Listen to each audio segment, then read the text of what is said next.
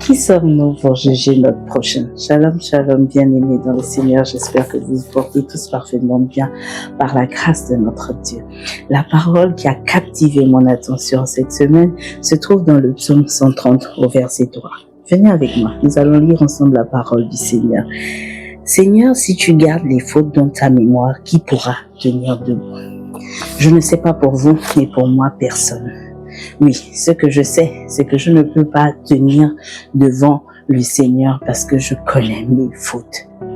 Mais ce qui est ici remarquable, c'est que le Seigneur ne tient pas compte de ces fautes-là, parce que lorsqu'on vient à Dieu, en fait, il oublie toutes nos fautes, toutes nos iniquités.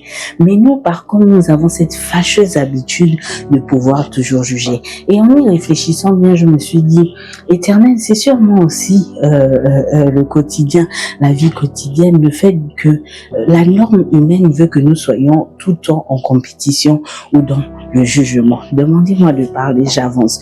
Tout simplement parce qu'aujourd'hui, par exemple, tu peux aller dans un restaurant, en rentrant chez toi, tu devras mettre une note.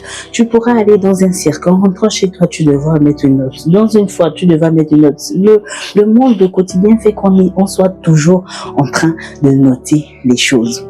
Et c'est un système, c'est le système qui le veut, ça c'est clair, mais ça se répercute aussi dans nos vies, nous, en tant qu'enfants de Dieu. Et c'est tellement... c'est attristant en fait d'une certaine manière, parce qu'on est toujours en train de regarder les autres et de dire, elle se prend pour qui? Oh, il se prend pour qui? Pourquoi il est comme ça? Pourquoi? Tu connais sa vie passée? Ah, moi ça me choque tellement, parce que je me dis, à partir du moment où tu commences à réaliser que le Seigneur t'a fait grâce, il y a des choses que tu ne peux pas dire sur ton frère. Moi, je vous dis, je prends toujours mon exemple parce que je suis la preuve vivante de la grâce de Dieu dans ma vie. Et je pense que c'est pour toi aussi, mon frère, que c'est pour toi aussi, ma sœur. Donc, il faut qu'on arrête d'être dans le jugement.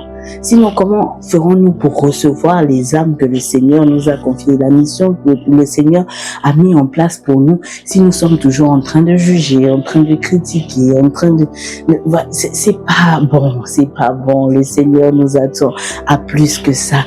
Évitons de juger. Nous ne sommes pas, nous, les juges. Le juge par excellence, c'est le Seigneur Jésus qui est là pour nous guider. Donc, vraiment, ça fait beaucoup de mal et on ne s'en rend pas parfois compte que tel est comme ça. Et pour des gens qui sont encore faibles, ils vont pas bien prendre, ils vont déserter les églises, tout ça. Mais évitons d'être dans des choses qui ne glorifient pas le nom du Seigneur. Parce que aussi, si on se souvient bien de l'histoire de la femme adultère, le Seigneur avait dit que celui qui n'a jamais péché, qu'il jette la première pierre, et personne n'avait pu jeter la pierre.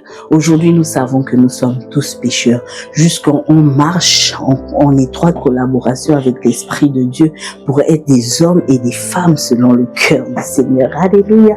Donc, soyons juste des personnes qui donnent de l'amour, qui partagent de la joie dans le Seigneur, afin vraiment de susciter des cœurs, afin de susciter des âmes pour le Seigneur. Ne soyons pas dans le jugement, dans le nom puissant de Jésus. Aimons notre prochain comme nous-mêmes, tout en respectant, en faisant la volonté de notre Dieu. Et pour connaître sa volonté, quoi de mieux que sa parole qui est vivante au nom de Jésus. Éternel Dieu de gloire, je te prie de bénir chaque personne qui passe par là, Père éternel. Viens restaurer, viens fortifier un cœur abattu à cause du jugement, Père éternel. Viens relever un cœur abattu, Papa. Nous avons besoin de toi afin que tu impactes les cœurs maintenant et au travers des nations, dans le nom puissant de Jésus. Vraiment ravi d'avoir passé ce moment avec vous. Et toi qui as été jugé, ne l'oublie pas. Jésus-Christ t'aime. Il veut faire quelque chose de grand et de bon avec toi.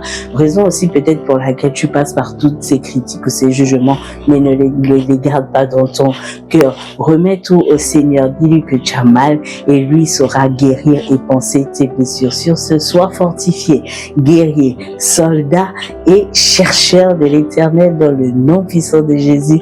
Hâte de vous retrouver très vite et à très bientôt. Shalom, shalom, shalom.